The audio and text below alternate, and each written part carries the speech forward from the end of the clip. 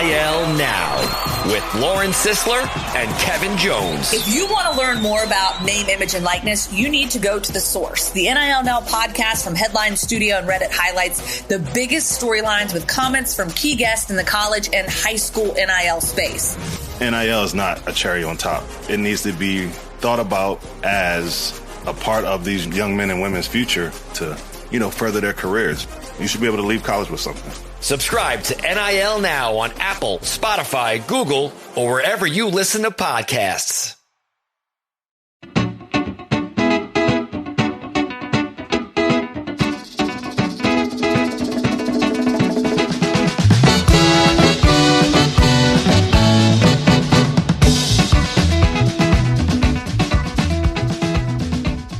Hey, it's another edition of the Terry's Talkin podcast. I'm David Campbell, sports manager at cleveland.com, the host, and joining me, as he does every week, Mr. Terry Pluto, award-winning columnist from the Plain Dealer and cleveland.com. Terry, what's going on? Here we are, opening week for baseball. Cavs going to the playoffs.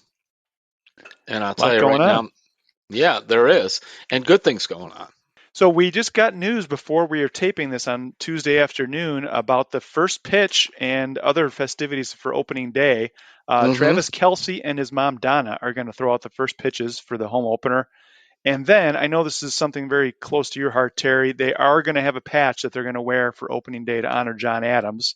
And it's really well done, very classy, and it's a tribute to him. And I know that's something we talked about when John passed. And I don't know if you want to talk about that for a minute in terms of the appropriateness of that and kind of, was that what you expected? I thought they would do something like that because when you're honoring Adams, you're really honoring the fans. I thought it was cool in Oakland. I don't know if you saw that.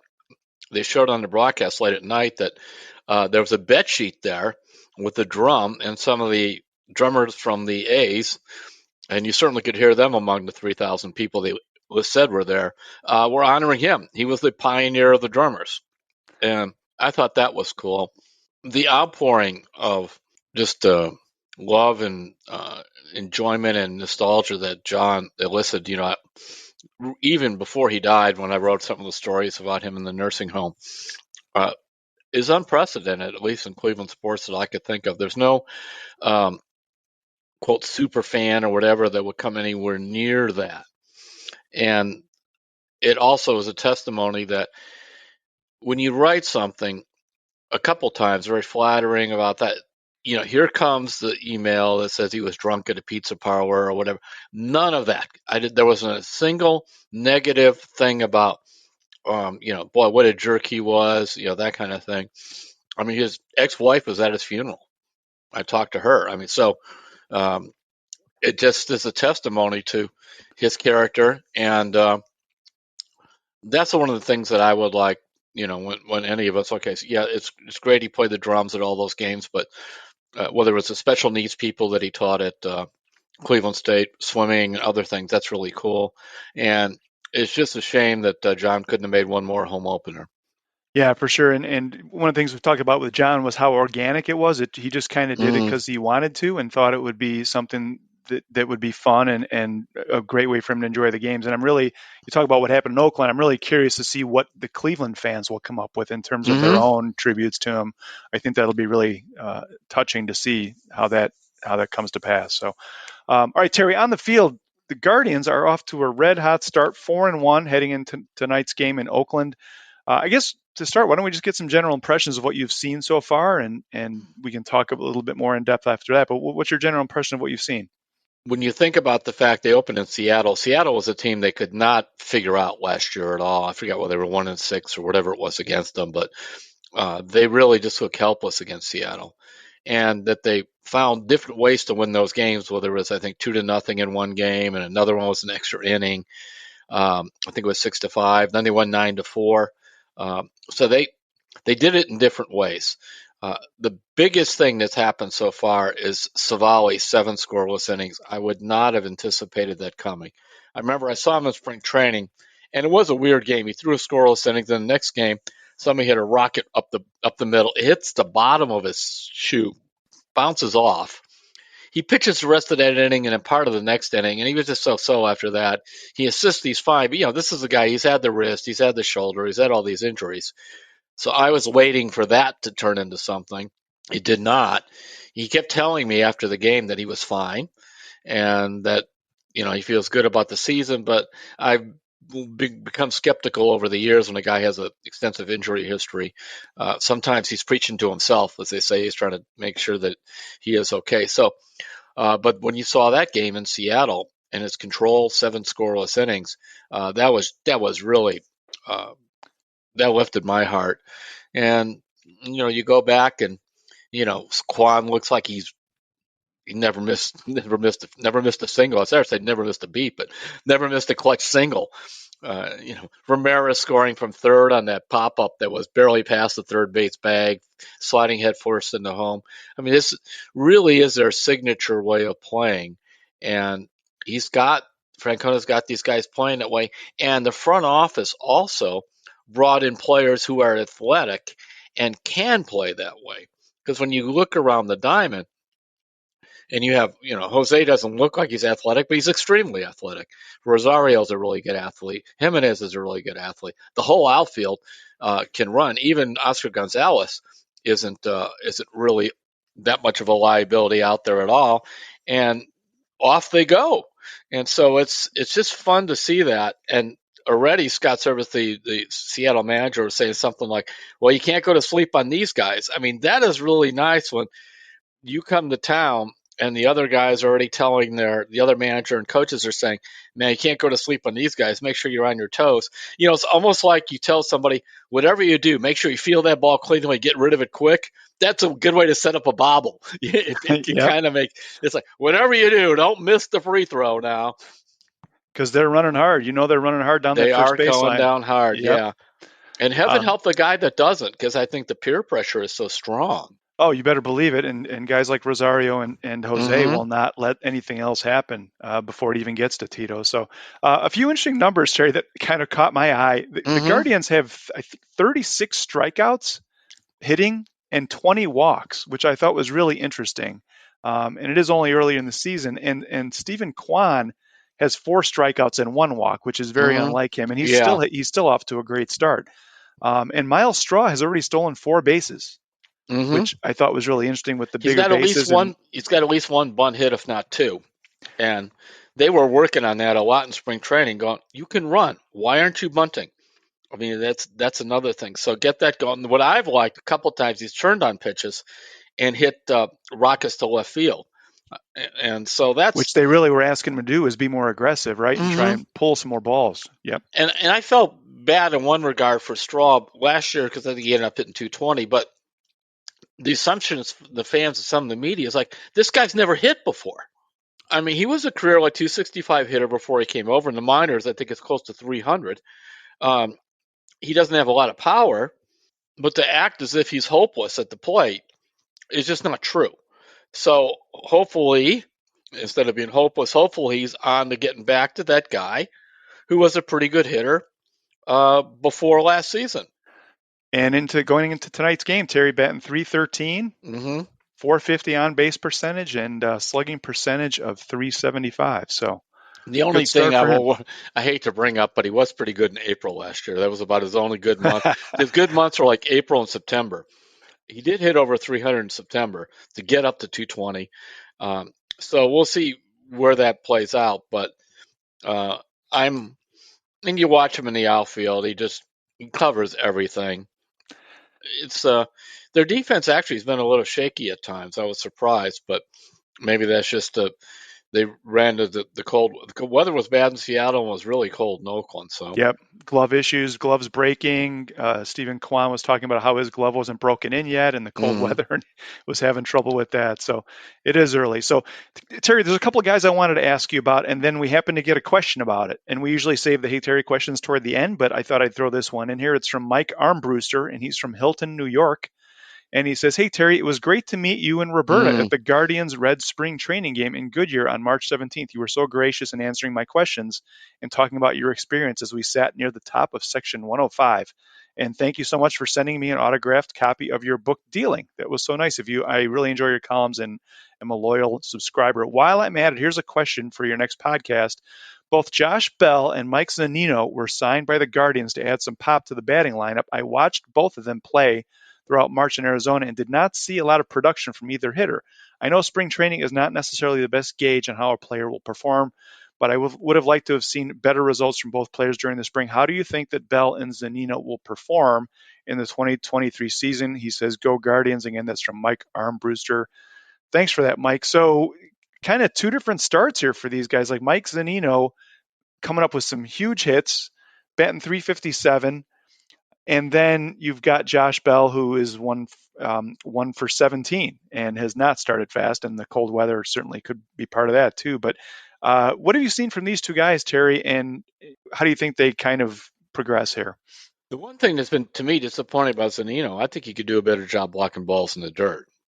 Maybe we've been spoiled by all these different, Perez and Hedges and some of the other catchers that have passed through here. They're just so good. And Sandy Alomar is tremendous about teaching how to block. Luke Maley was very good at blocking balls in the dirt. I think sometimes I've seen Zunino fundamentally just has not been as good as I thought he would be back there. Meantime, as you mentioned, he's hitting 350. It's one of those things where he's had a couple balls drop in. Maybe he will buy a little bit more into the Guardian way of, because his strikeout totals are really big for his career. I don't know if you have the stats up there on what he struck out this season. Yeah. All right. So it looks like let's see. Josh Bell has struck out 5 times, and Mike Zunino has struck out 2 times. See, that's really good for Zunino. Because he is a strikeout guy. So maybe he's getting the bat on the ball more. And then he's finding these bloops are dropping in there and everything else because he is a strong guy. You have to play him fairly deep. Bell has a start almost like when Carlos Santana was here and didn't hit very well. But if you notice, I think he's walked 5 or 6 times. And so that's one of the things he does do. I could see, though, with his kind of big swing and that he could be very slump prone. And I guess obviously he can get very hot. I know that they worry about Bell defensively. His throwing is a concern that they have. That's why you're seeing more of Naylor over there. And Naylor looks terrific right now. He's, of course, Naylor's a hockey player. That's right up yours. So you should used love to the cold guy. weather. Yep. Yeah. So cold weather and just all that energy that he brings. Zunino, I'm really encouraged because I think he will get better defensively. And if he keeps making contact, he's just going to hit better. Bell, it's a wait and see. I do like the fact he is drawing walks at least. So, yeah, Terry, the Zunino with his 3-for-3 performance against the Mariners on Sunday, he had 2 doubles and a 3-run homer. And Hoynesy had this in his story. How long had it been since a Cleveland catcher had 3 extra base hits in one game? It was Carlos Santana nearly 10 years ago on April 7th, 2013 against the Rays. So, and I was curious, Terry, we've been hearing this from fans for the last couple of years. How come they can't get a catcher that can hit? How come they can't get a catcher that can hit? Who's the last catcher that hit over 240? The last everyday catcher for the Guardians. Who do you think it was? I looked this up. Was it Santana? That's a good guess. Actually, Yan Gomes hit 266. Oh, that's right. He had that one really good year. 2018, and no other Guardians catcher recently. That's He's right. the last one to hit over 240. So. I always forget the zone, and he was a better catcher overall than I thought. In fact, when Kluber went to get his first Cy Young award, he took Gomes with him to the banquet. Is that right? Mm-hmm. Because he was so taken with him. But actually, they went through a period of really good hitting catchers. Going back to Sandy Alomar, they had Victor Martinez, Santana. Santana's career behind the plate was he started getting concussions. And then they put him at first, and they just thought that would extend his career. Just the same way. I remember one time I got into an argument actually once with Eric Wedge about this just afterwards because I knew him reasonably well. And I'm like, at that point, there was a 2-year span where I believe Victor Martinez had caught more games than anybody else in baseball. And I said, why aren't you playing him more at first base or DHing him just to get him a break? Oh, he's good back there. He'll be fine. I'm like, no, he's going to break down. I mean, it's just, you didn't need sports science to know that. I mean, because Victor was an elite hitter. And, of course, later in his career, what was he? First base, DH. Both knees had major microfracture surgery. I mean, they wore him into the ground. I mean, had he been, I think, handled earlier a little better in his career, he might have ended up being a Hall of Fame player. He was that good. Yeah, all Because that squatting and the yeah, up and down and the foul tips. It's just and it's no catching fun back there. 145 games a year. So then we went into the wilderness of catchers who can't hit. I remember the one year Perez did hit 20 some homers, and then he started getting hurt, and he's never been able to come back. So I'm interested to see how Zunino goes, and I believe Bo Naylor's hit at least one home run, if not two, in Columbus already. So I mean, there's your future catcher. Yeah, and Mike Zunino, of course, on a 1-year contract, Mm-hmm. and if he keeps playing like this, he will be making himself a lot of money in the off season. So, hey Terry, you got a Hey Terry question the other day from a reader saying he's wondering if the owners will not like the speeding up of the games that because they're going to lose concessions. Is there any other revenue they'd be losing? And he said, I'm not a fan of the new rules, and you kind of did some research to kind of get to the bottom of some of these game times. And I was wondering if you could talk about that for a minute. Well, the idea that when they come back, they've missed the pitch or two in an inning. This is not new. This has gone on a long time. In fact, a guy read that and sent me an email and said, I remember one game where they came back and Tom Hamilton said, well, we missed it. David Bell had just hit a home run, but so we're up 2-0 here at the old stadium. So that's been going on for quite a while, because no matter how much time they have to sell ads, they'll sell more. They just pile it on. So I don't really care about their ad revenue. Their concessions, they cut it off in the 7th inning. What I really care about is the product, because if you want to make money, make your product attractive so that people want to watch it on TV and they want to go down to the ballpark. And the average game right now is 2 hours and 38 minutes. And I was convinced that games are played much faster when I was younger, but I never really researched it. You could go on Baseball Reference, and I have the link in the story, and you will find that between 1960 and 1980, the average game was right around 2 hours and 38 minutes, what we have now. Only they didn't need a pitch clock and all this stuff to get these guys to stand in there and bat and throw. They just did it. And so I love what I'm seeing so far. There's some glitches they have to work out, but these guys will adjust. And I hate this idea of, well, what if a big game is decided because the hitter steps out of the box and doesn't get back in, and it's strike 3 and he's out? Well, how many times have we seen a basketball situation, the key play of the game, they can't get a shot off in 24 seconds? And how many times have we seen in football that a key part of the game, they go to the line of scrimmage, and all of a sudden, what? They can't get the play off. Yeah. So that's part of it. This part of managing your time. I did not realize it until I did a NPR commentary with Amanda Rabinowitz.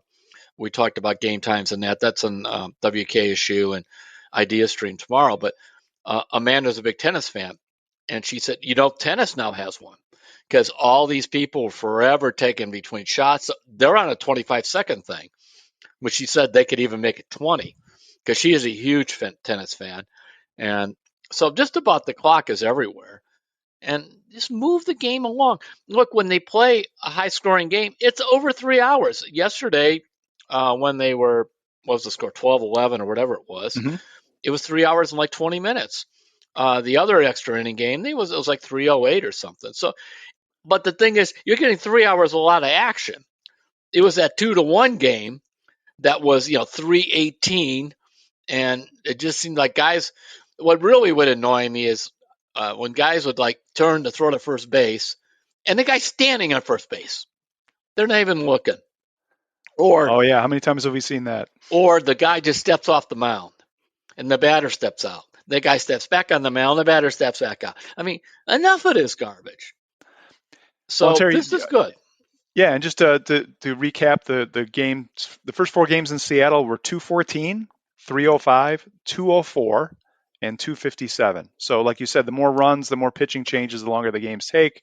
but 214 and 204 are really good. And one thing I've been thinking about, Terry, is how the pitch clock is going to work in the postseason. Mm-hmm. And I think there's going to be an added benefit for Major League Baseball here, because you remember back when you were a kid, and even like all the World Series games and a lot of the playoff games were during the day. Mm-hmm. And now these World Series games start at 8 o'clock at night, and you get some of these, they're going 4.5 hours in the fall. And like, they're worried about getting the younger generation of fans. There are not many like sixth, fourth grade kids who are going to be able to stay up till midnight watching a 4-hour playoff game. And if they can get these games moving faster, I think they're going to get younger people watching the games, because, especially kids who can Forget stay up that. and I'm watch on it. Medicare. I don't want to watch a 4-hour game. I'm That's right. serious. I love baseball. It's my favorite sport. But I want to actually see them play baseball. This is not hard.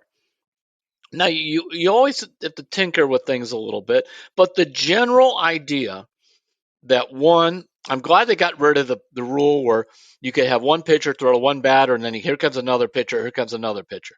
Yeah, I like the 3-batter minimum. I didn't think I'd like the ghost runner on second. I like it.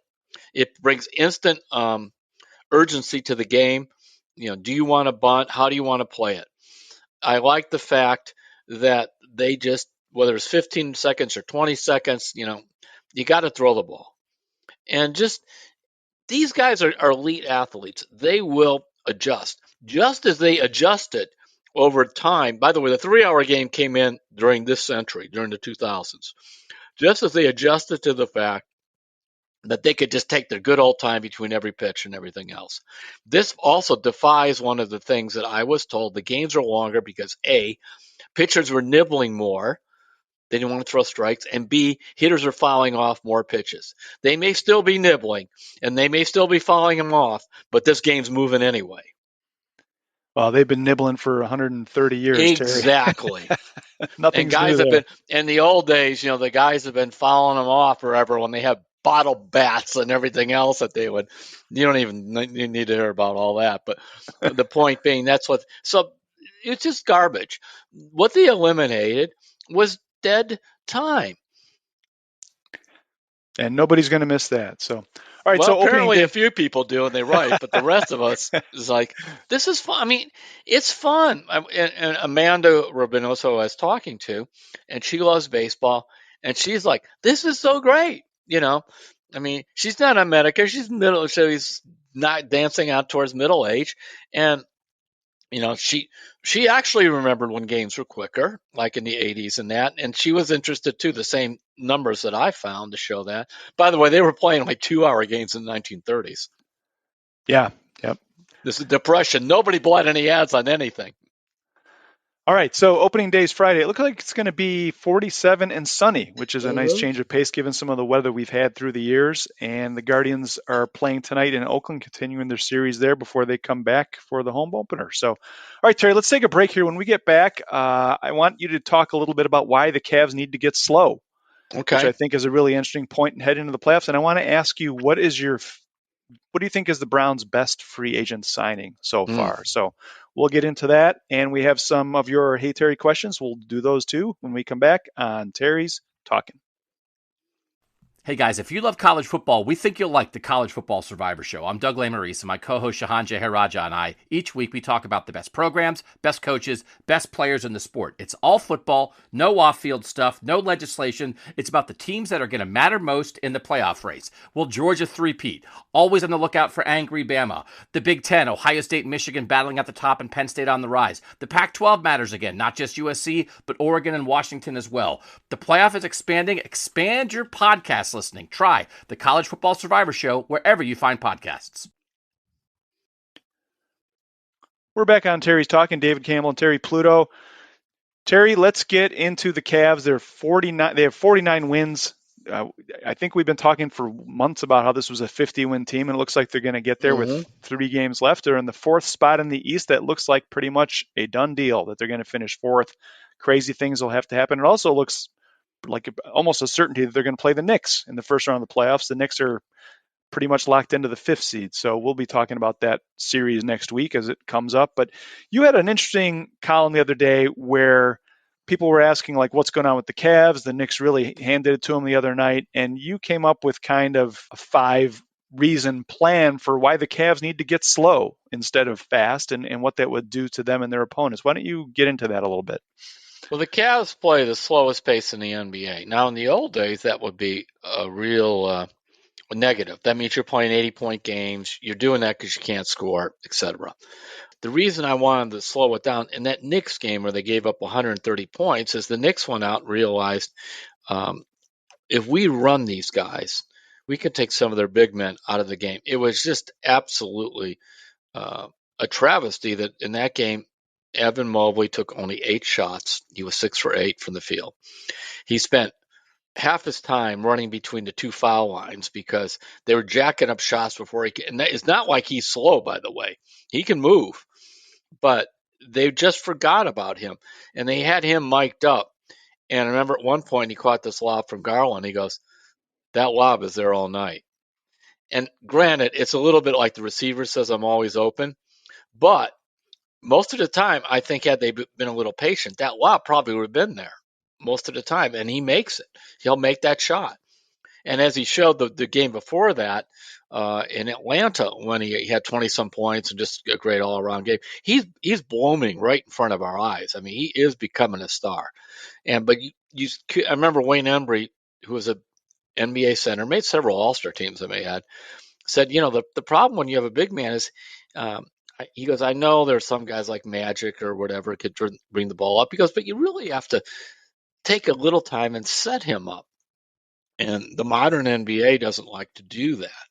But when you have Jared Allen, who didn't play in the next game, and you have Mobley, you have a distinct advantage. Part of what has made the Cavs good is they went big when the rest of the league was going small. And they're big and athletic, not big and slow. We're not talking about the Lopez guy coming off the bench. He's got, the wild hair and all that, but he's a throwback to like the 50s or 60s and how he played. No, you want these modern big men.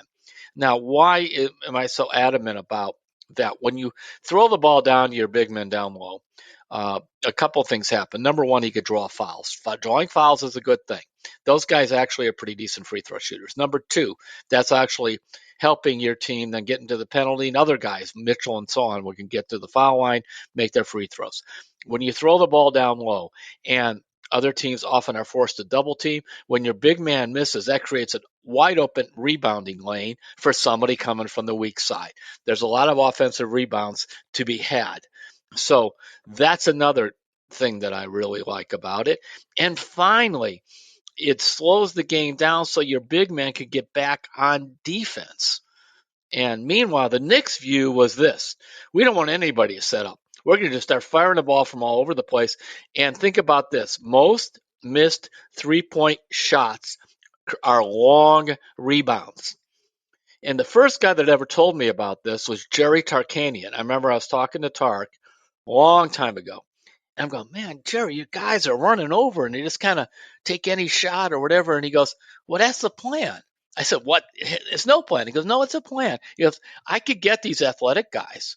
He says, those long three-pointers, long shots they miss, he goes, that's a long rebound. Now it's a race to the ball. My guys are faster than their big guys. So I want it to look that way.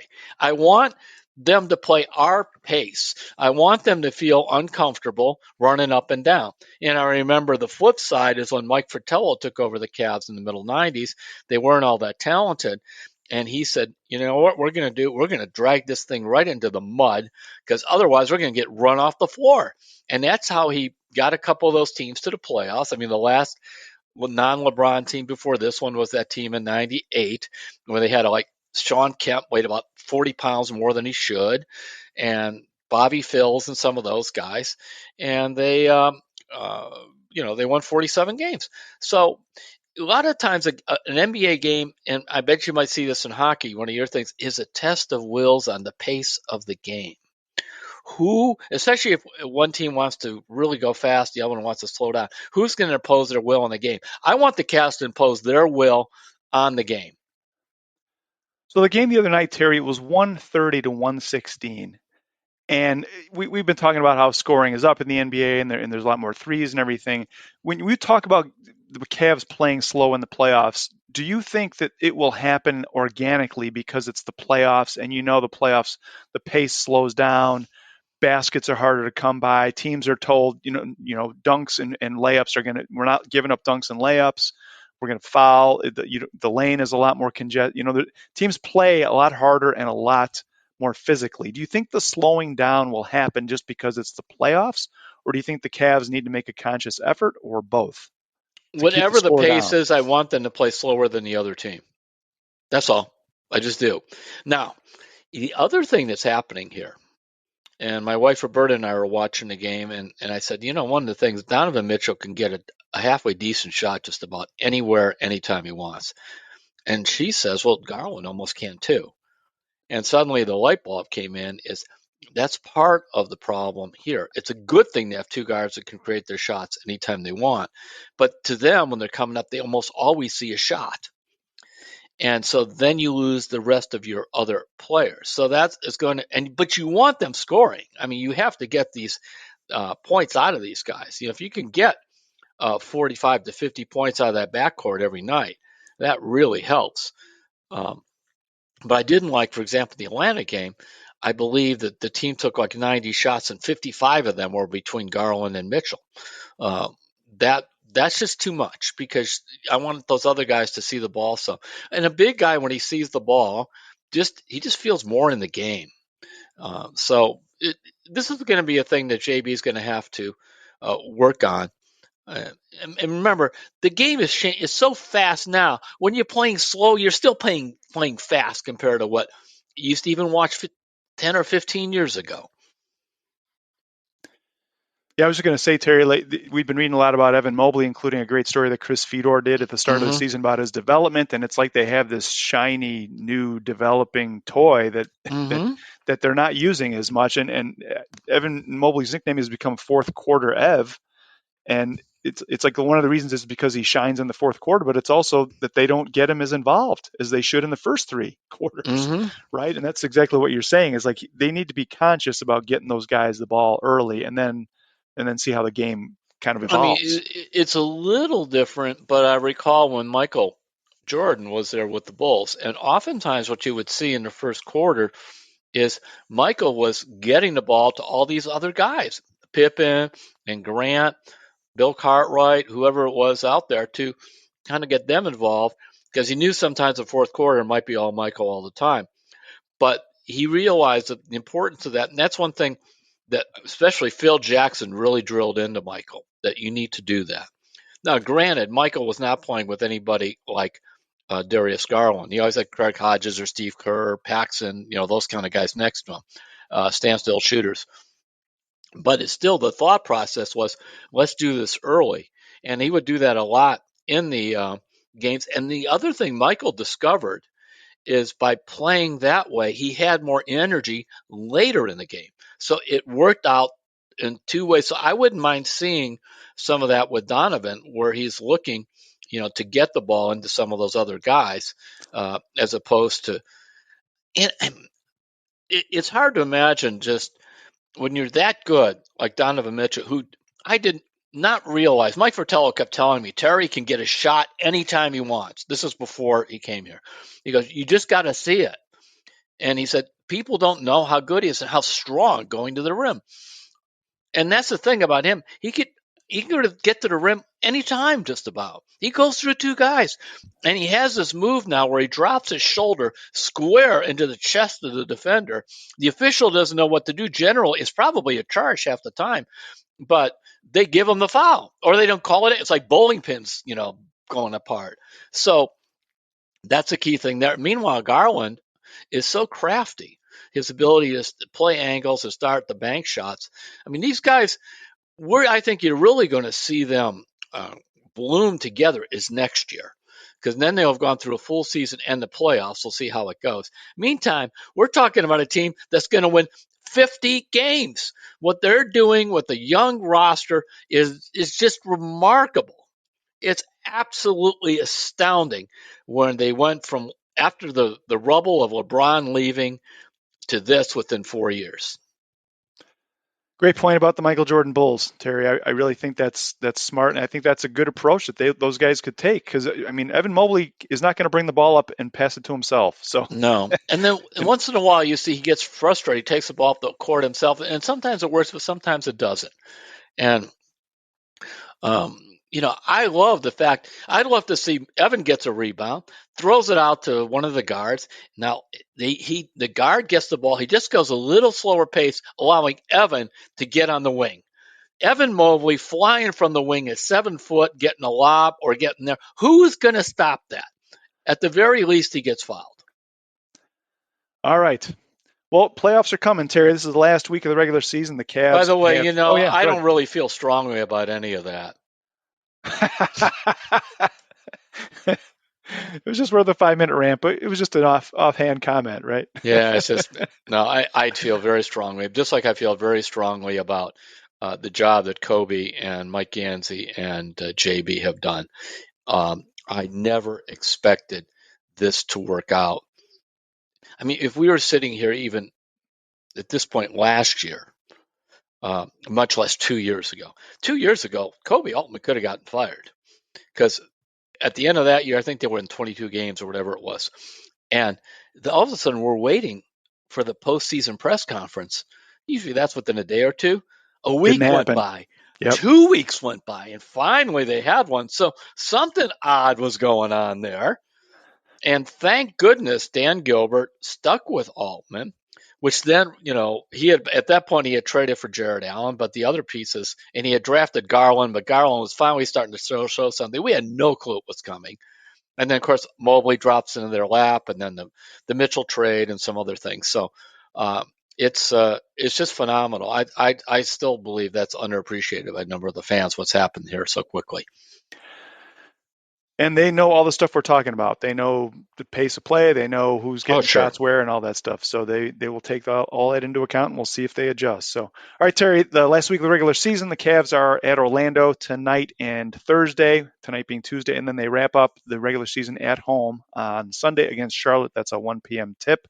And then the Knicks, more than likely, like 90% looks like it's going to happen. So, all right, let's move to the Browns, Terry. Free agency is still happening, and we saw today a report that OBJ he has gotten a contract from the Ravens, so we'll see if OBJ is going to be back in the. I thought it was the Bengals.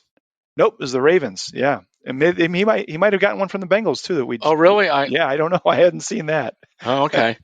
But wouldn't that be something if he ended up in the AFC North? But anyway, talking about the Browns free agents, we've seen them really bolster the defensive line. They've really tried to fill the receiver room with a lot of different types of players who can stretch the field in different ways. What do you think is the best free agent signing that the Browns have made so far this offseason? There's a lot to choose from here. Okay, if one of the biggest little words in the English language, if Juan Thornhill is this ball-chasing center fielder that they say he is, who also is a good tackler, I would say it's him. Because this is something that they have been looking for since I don't know who. You'd have to go, who was, like Eric Turner was a hard-hitting safety, but I don't remember him being, in fact, he had bad hands. They used to joke about that. They haven't had really great safeties here forever.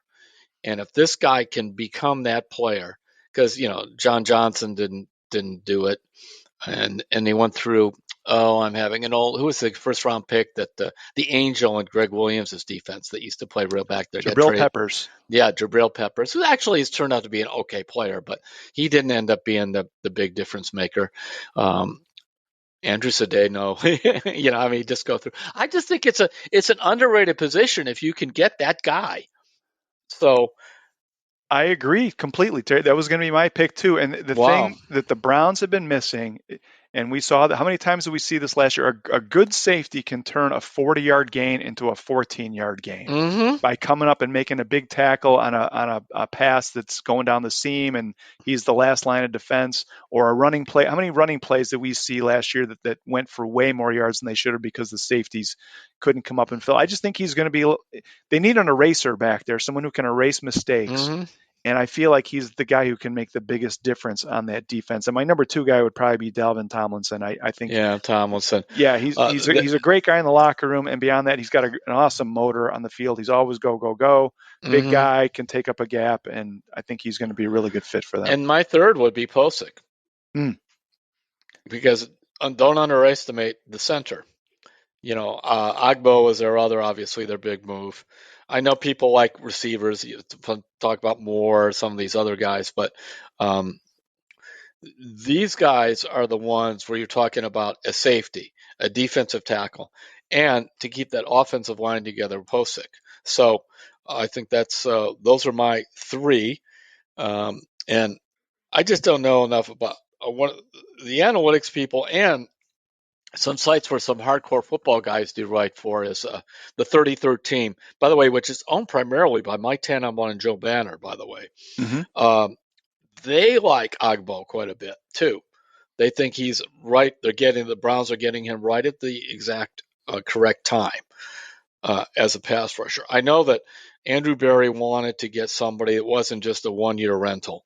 And, they had obviously they had Clowney, but I was trying to think of the guy before that. It's the guy they got from the Giants, and the poor guy blew his Achilles, and so he was a defensive end before that. And so they basically been trying to fill that other spot with a veteran for a while and they've never developed any chemistry across from Myles Garrett.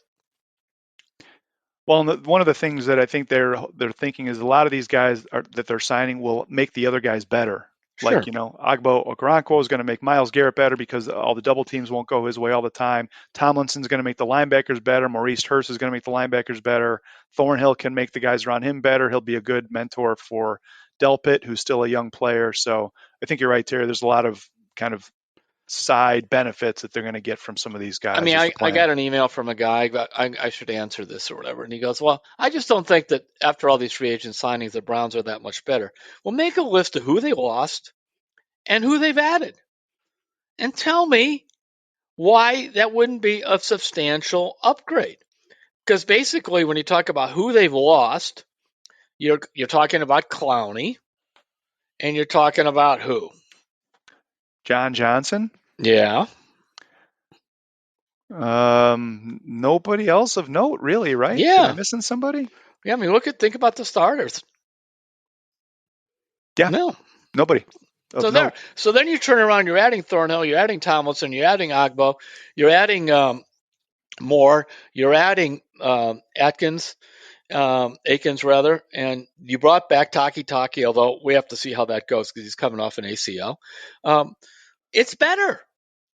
It's flat out better. Now, is it great? We'll find out later, but it's better. And believe me, I could get as jaded on the Browns as anybody else, but I also can't sit there and pretend that here we're taping on Tuesday and pretend it's Wednesday just because I want it to be Wednesday. The reality is it's Tuesday, and the reality is when you add Thornhill and Tomlinson and Agbo and Akins, and you bring back Posick, and you add Moore who can run, and you bring back AJ Green, who I kind of like a little bit as a special teams guy, and you brought in a couple other pretty good special teams players whose names escape me at the moment. That is a big upgrade on top of the fact you've replaced two, I would say, average at best coordinators, Joe Woods and Mike Prefer, with the guy that's considered one of the best young special teams coordinators in Ventrone, and an established, I would say, B+ to A- defensive coordinator in Jim Schwartz. It's better. It's just better. Michael Ford is the special teams guy you were thinking of. Yes, that was the guy I was trying to. And Terry, it all comes down to they were putting guys on the field that I don't know that they could trust last year. And you look at all these guys they brought in, they're all established pros that have shown they can be trusted to do the job. And I think that's a huge difference. Here will be a big thing, too. If Thornhill's doing his job, we won't get four guys pointing at each other on a busted coverage. Now, once in a while it happens. I mean, it's just the nature of football. But that was like, an occurrence like 10 out of the 17 games. Oh, for sure. And that can't happen. Big time busted coverages, including the Steelers game at the end of the year, just to make sure if you needed the whipped cream and cherry on that awful tasting Sunday, there it was, one more busted coverage just for on the way out. Well, it's hard to believe, Terry. The draft is coming up at the end of the month, and then we'll be heading into mini camps and training camps. So it's going to come pretty quickly. So, all right, you ready for some Hey Terry questions? Sure. All right, this first one is a Cavs question, and it comes from Shane M. in Knoxville, Tennessee. Boy, we have listeners all over the place, Terry. This is really fun to hear from people all over. He says, "Hey, Terry and David, I can't remember a Cavs team that's been so fun to follow as this group. I obviously love the success of the LeBron-era Cavs, but it has been a joy to watch this team grow and mesh together. One thing that struck me recently was the difference in the home and away record of the team. They've been dominant at home, 31-9 as of today, and are just a half game behind the Bucks this was a while ago, for the best home record in the East, he says. Their away record is 18-21, which is one of the worst among the Eastern Conference teams. I have two questions. How does that road record compare to other young teams at a similar point in development? Is there any cause for concern in the playoffs where winning on the road is necessary for success? Thank you both for what you do. As a born and raised Clevelander who now lives out of state, this podcast is a way to stay connected to my teams and hometown. Keep up the great work." Thanks for that, Shane. So Shane's question is, I guess, twofold, Terry. Why is the Cavs record so poor, and will it matter in the playoffs? And I got a little research I can throw in here too in a minute here. So go ahead. Okay. Well, the last time I saw the stats in Game 7 of a playoff series, or Game 5, if that's a deciding game, the home team wins something like 73% of the time. Now, you could argue part of the reason is the team has the home court advantage because it's the better team. But I also will say I have seen some blowouts in those Game 7s because of the fact that you're just at home. It may sound a little naive, but it's kind of like playing in your own driveway or your own favorite outdoor court as opposed to going across town and playing somewhere else. It's just a comfortable environment. Now, officials are human, and now that call goes. You could go either way, a charge or a foul. And one way or the other which way the response is going to be, and you're not sure. Now, there are a few officials, by the way. Foster is one now that prides himself on having a really good road record. Well, that's the thing to look at, how these officials are home versus road. But in general, most of these guys tend to go with the flow of the game. When you're playing at home, in the playoffs especially, you tend to play harder, and the officials reward the team that's playing harder, and that just comes in there. And then there also is just a shooting background. 100 years ago, when I was on the Cavs beat, David, and sometimes after they would have shoot-arounds, the sports writers would go out and just kind of play half court or whatever. And we would do this in San Antonio and some places like that.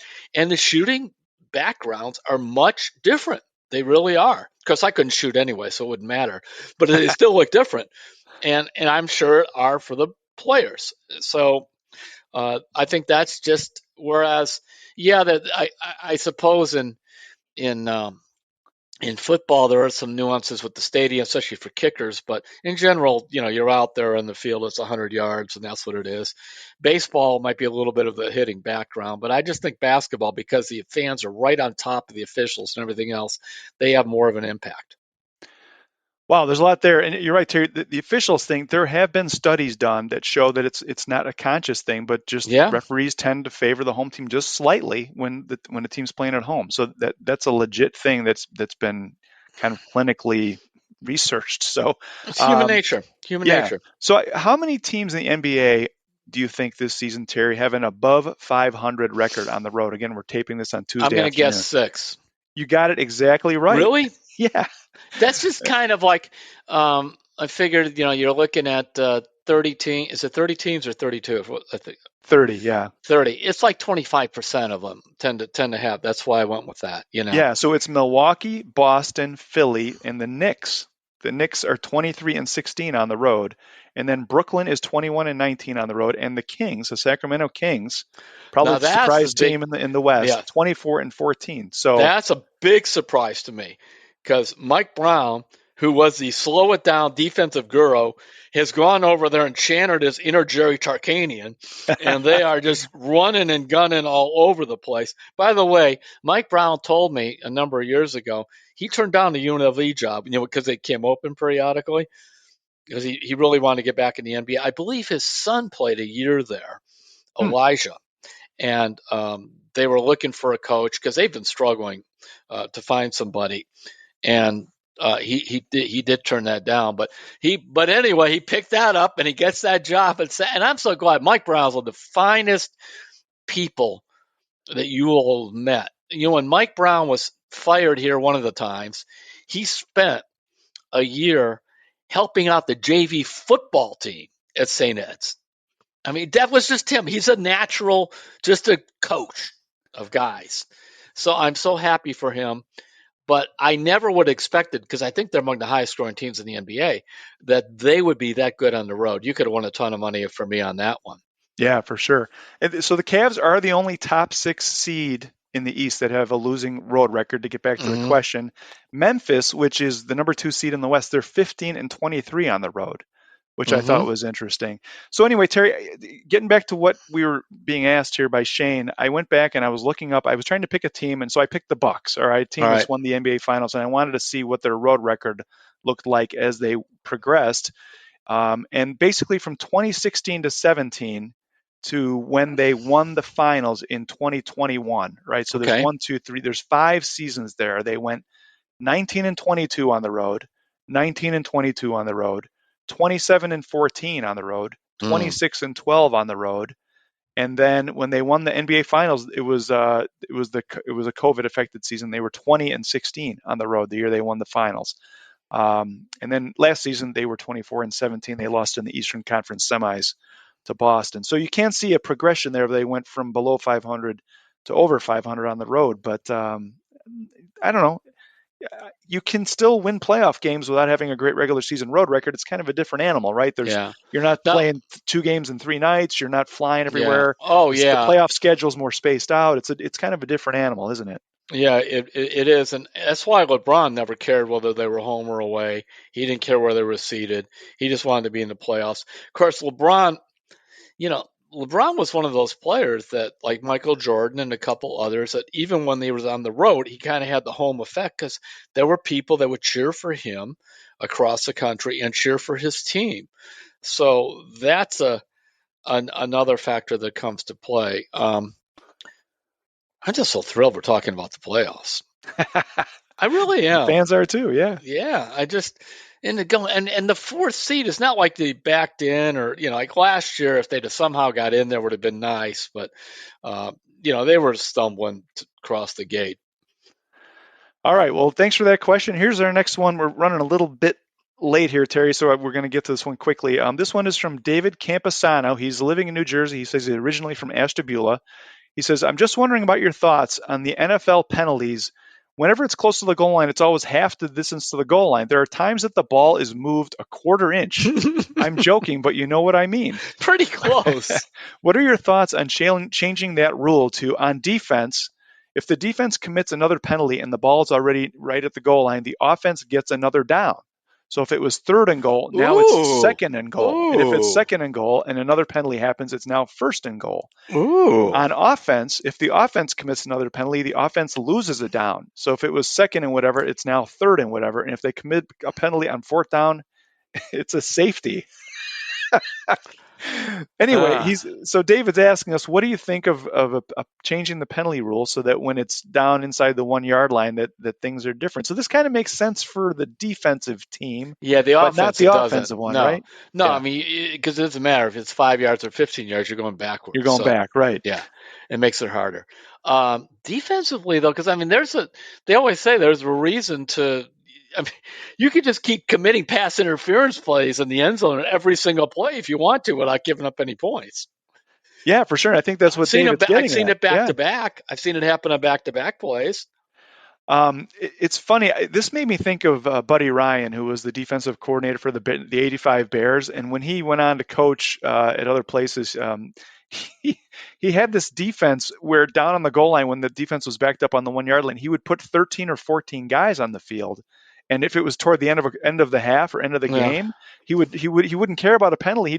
He wanted to put 14 guys on the field to make them run a play and run clock, and then the clock would run out, and then on the last play he'd put 11 out, and basically the NFL like saw this starting to happen, and that's why they changed the rule where now if you have 12 guys on the field on defense, they blow it dead immediately. Blow it right dead. Yeah, but it's a good question, David. I wonder if they could do that on defense where you gain a down instead of I think so. 4 inches or something. I like that part of it, yeah. All right. Well, thanks for that question. Hey, if you want to hit us with a question or comment about anything having to do with Cleveland sports, you can shoot us an email. That's probably the easiest way to send it to sports@cleveland.com and put Terry's Talkin in the headline. We'll try and get it on as soon as we can. So, all right, Terry, we got to wrap up here. Anything else we want to get into? That's it. Nothing going on. Opening day in baseball. The Guardians are good so far, and the Cavs are going to win 50 games. So I don't want to hear any whining. That's right. Whining. The weather for the home opener looks really good. Yeah. So. All right. Well, listen, everybody, enjoy the home opener. If you're out there, it's Easter on Sunday. Enjoy Easter if you are among those who celebrate. And we'll catch you next week on Terry's Talkin'.